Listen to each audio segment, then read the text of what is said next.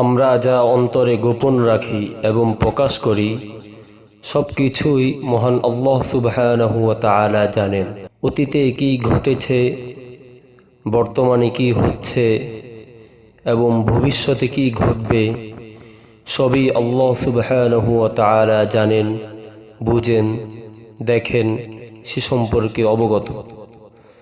কুরআনুল কারীমের মধ্যে আল্লাহ সুবহানাহু ওয়া তাআলা ইরশাদ করেন, ইন্নাল্লাহা আলিমুম বিযাতিস সুদূর। নিঃসন্দেহে মহান আল্লাহ সুবহানাহু ওয়া তাআলা অন্তরের বিষয়ে অবগত।